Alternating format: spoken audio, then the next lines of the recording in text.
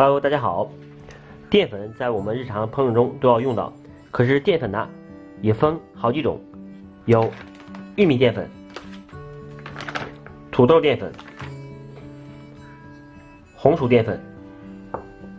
它们三个有什么区别和用途吗？相信很多人都不知道。今天呢，大厨就把它们的区别和用法分享给大家，下面跟着视频一起来看一下吧。首先，我们来说一下玉米淀粉。玉米淀粉呢，它是从玉米中提取出来的。玉米淀粉在提炼的时候，一定要加入一些化学成分，亚硫酸。静置后，通过破碎、过筛、沉淀、干燥、细磨而制成的，这就是玉米淀粉。玉米淀粉呢，大家可以看一下，它比较发白，捏到手里面呢比较光滑，使劲一捏还不容易捏成团儿。这就是玉米淀粉。那玉米淀粉适合做什么烹饪的菜肴呢？玉米淀粉呢，适合做锅包肉、凉粉、炸酸奶、熬煮、汤类，都适合非常用到玉米淀粉。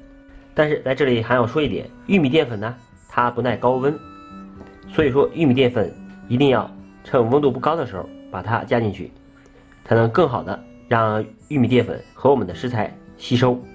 第二个淀粉就是我们常用的土豆淀粉。那土豆淀粉是怎样制作的呢？土豆淀粉呢，是把马铃薯给它蒸熟、晒干，然后再研磨，这样呢就制造出来了土豆淀粉。咱们可以看一下土豆淀粉。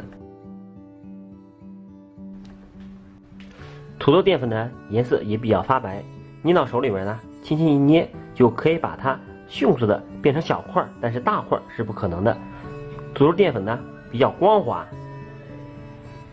它的颜色呢没有玉米淀粉白，土豆淀粉的颜色稍微发一点灰。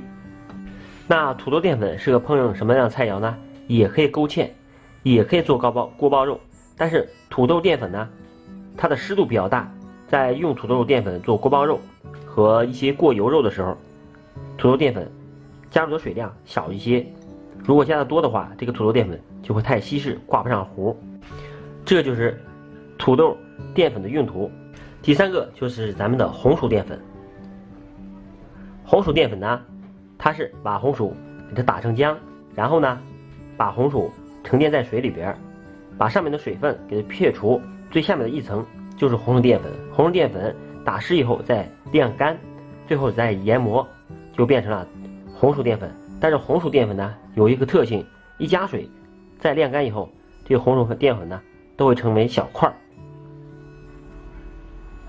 红薯淀粉呢，它耐高温，糊化的比较慢，相对于土豆淀粉和玉米淀粉呢，咱们的红薯淀粉大家可以看一下，它的颜色更加的发黑，同时红薯淀粉的光泽度没有两者的光泽度高，比较发暗。红薯淀粉适合做的菜肴太多了，可以勾芡做锅包肉、上浆汤里面勾芡。红薯淀粉呢，而且还能做成粉条、粉皮，都是非常不错的。红薯淀粉呢，它的价值非常的高，相比玉米淀粉和土豆淀粉，红薯淀粉的价格更加的贵。土豆淀粉、玉米淀粉、红薯淀粉，相信您看到这里已经明白怎么用它们和它们的区别了。所以呢，我们再去超市购买的时候，一定要选对淀粉来用。今天的视频就为大家分享到这里，如果你喜欢，麻烦大家帮忙点赞转发，我们下期视频再见。